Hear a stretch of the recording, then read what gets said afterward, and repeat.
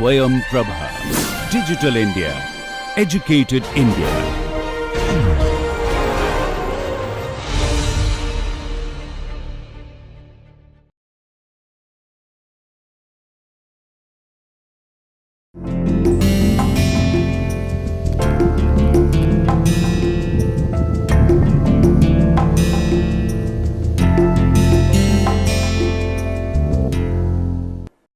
Hello, welcome to Introduction to Composites. Today is the second day of the 6th week of this course.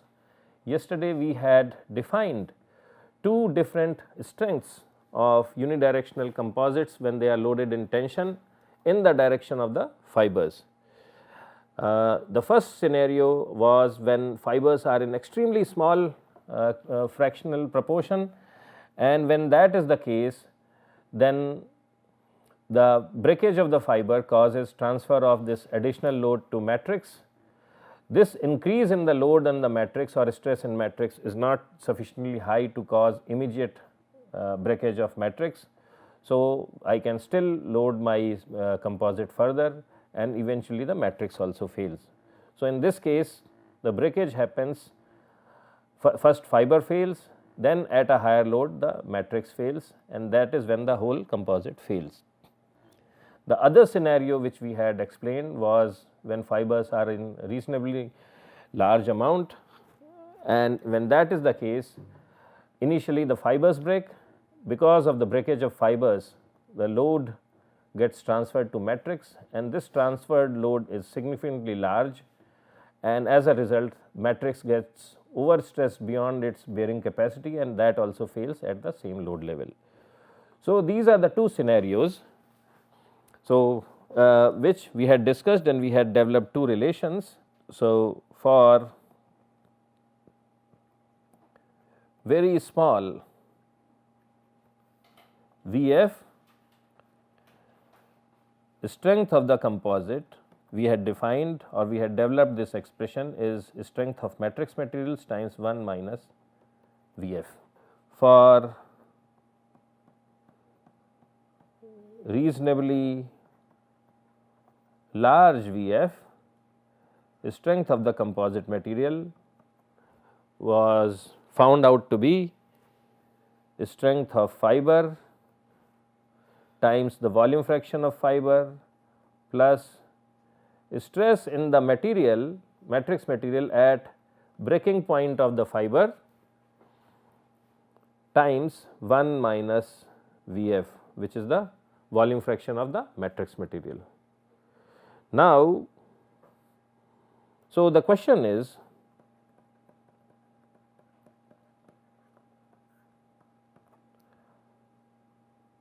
how small Vf should be? So, let us call it equation 1 and let us call it equation 2. So, the question is how small Vf should be to ensure that sigma Cu is defined by equation 1. That is what we are interested in understanding. So, the way to find out the answer to this question is, so as I at 0% fiber volume fraction, equation 1 holds. As I increase it, equation 1 holds, right. As I increase it by very small amount, equation 1 holds, and then there will be a threshold, there will be a crossover threshold where equation 1 will not be valid and equation 2 will be valid. So, the fiber volume fraction has to be at least a certain percent, and that can be found if we equate sigma Cu from equation 1 and sigma Cu from equation 2. That is the critical threshold level. So, that is what we call V min. So, at this crossover level, the volume fraction of fiber we call it V min. So, when V is equal to V min, the prediction by equation 1 and prediction by equation 2 will be the same. it will be the same. So, if that is the case, so when Vf is equal to V min, then sigma Cu from equations 1 and 2 is same. So, when that is the case, I can equate. So, in such a case,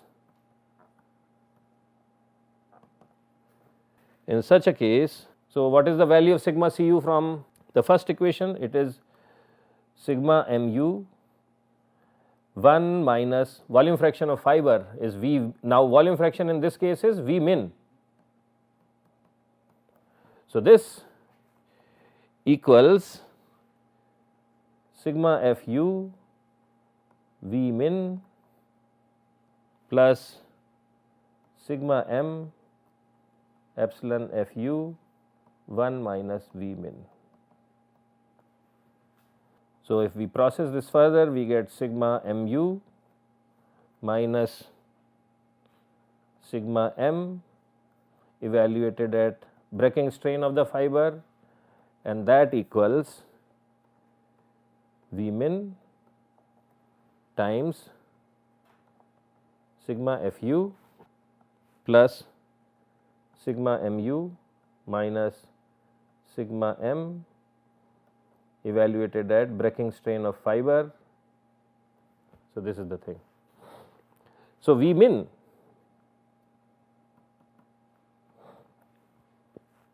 is calculated out to be sigma mu minus sigma m evaluated at breaking strain of fiber divided by sigma Fu plus sigma mu minus sigma m evaluated at breaking strain of fiber. So, that is the expression for V min. Okay. So, if Vf volume fraction of the fiber is less than this value V min,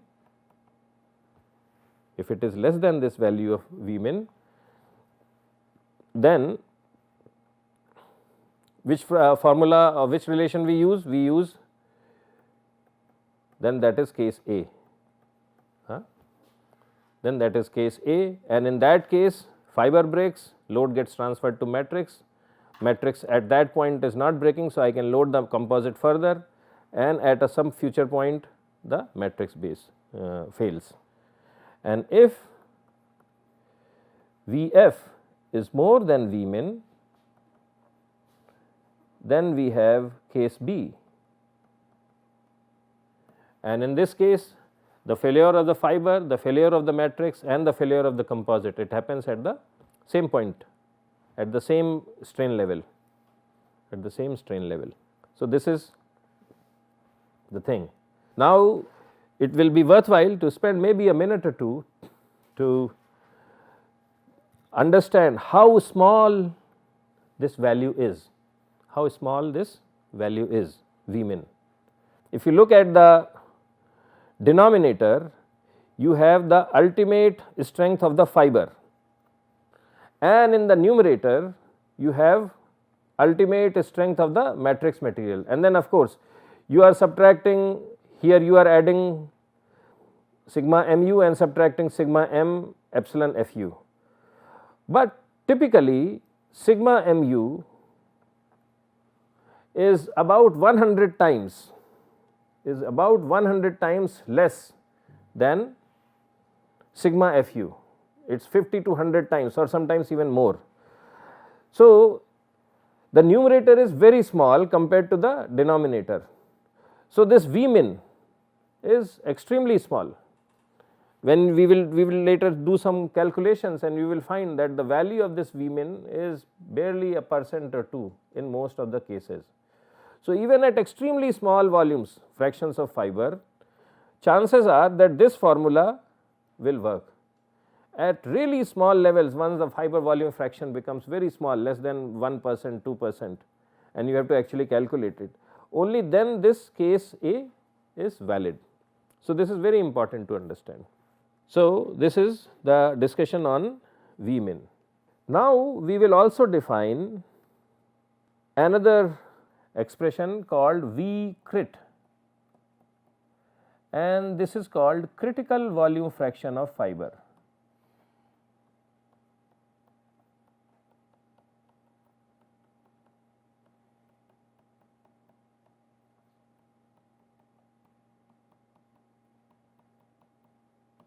Critical volume fraction of the fiber. This V crit is not same as V min. We will define what V crit is.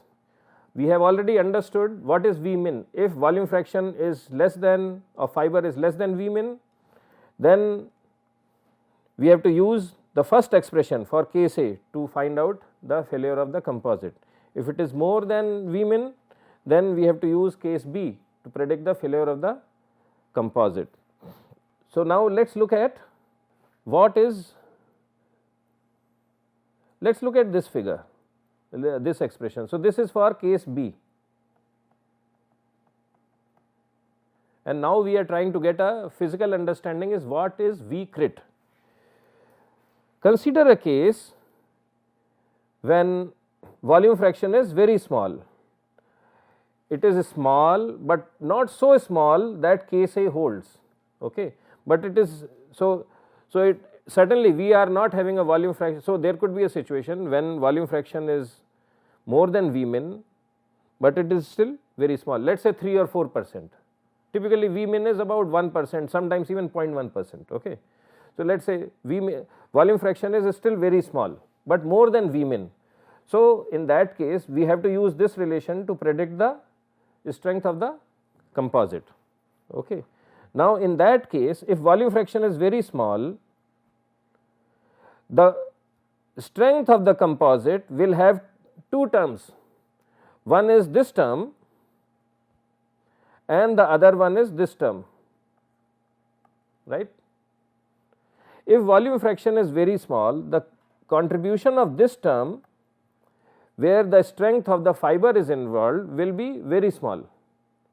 Most of the strength of the composite will come from this term, which is sigma m epsilon f, sigma m at breaking strain of the fiber times 1 minus V f, okay.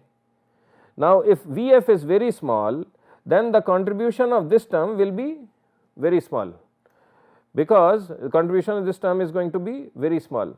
So, in that case the chances are that the strength of the composite will be very small, and it may be actually less than that of the matrix itself, because this is not the strength of the matrix, right.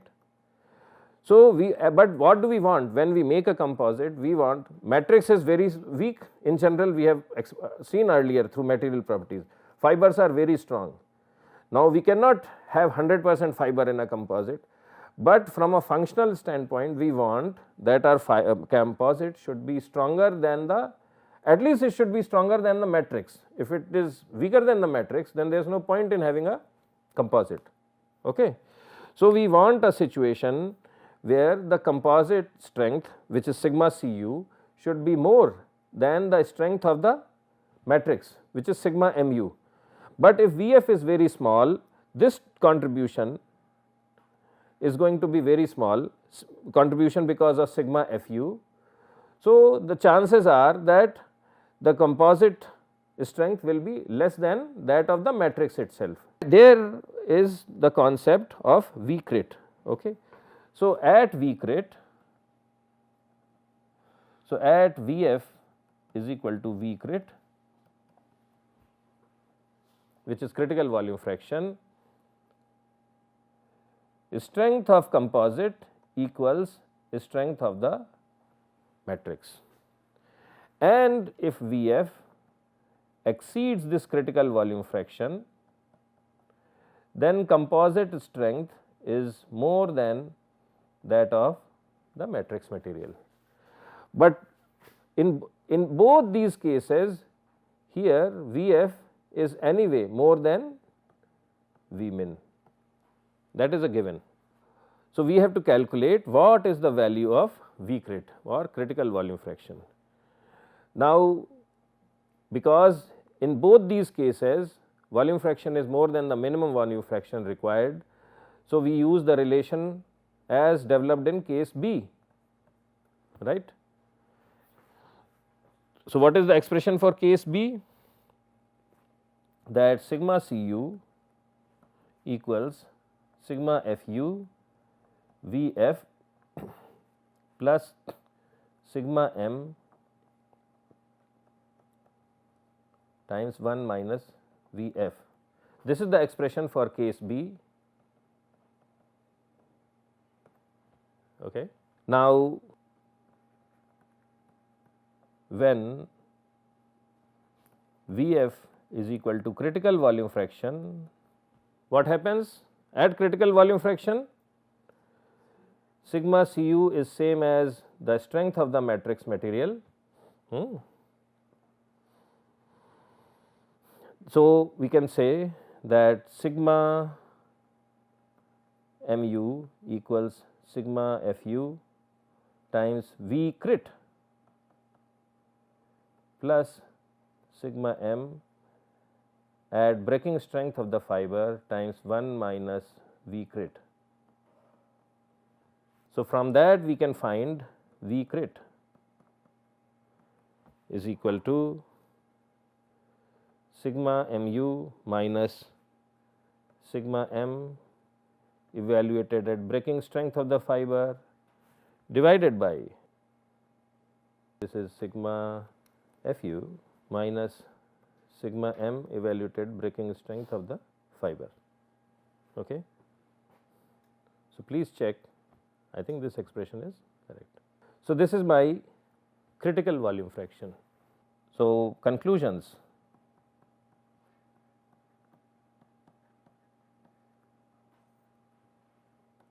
So, the first conclusion is, if volume fraction in the composite, unidirectional composite is less than V min, then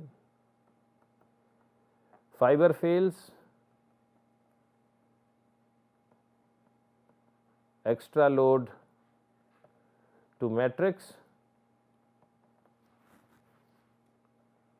then you increase load and then matrix fails, right. So, this is the first scenario. Second case, if Vf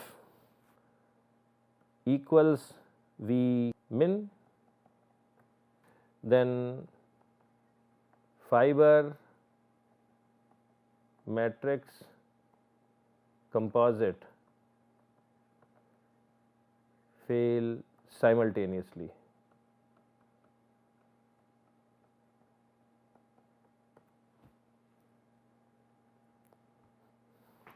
Third,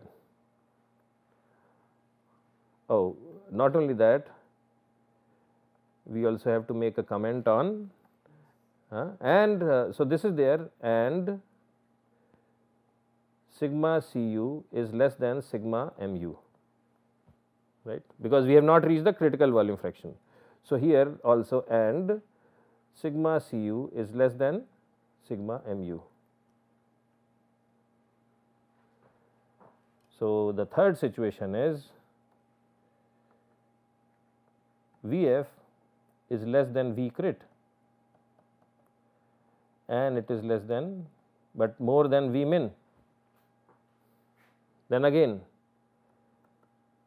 fiber, matrix, composite fail at same time and sigma Cu is less than sigma mu, strength of the matrix.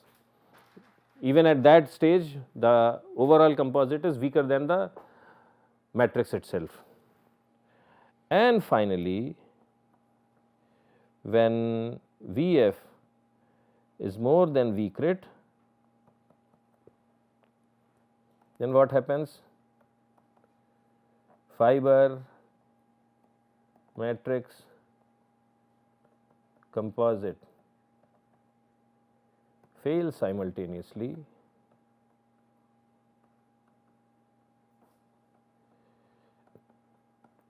and sigma Cu is more than sigma Mu. So, this is the case.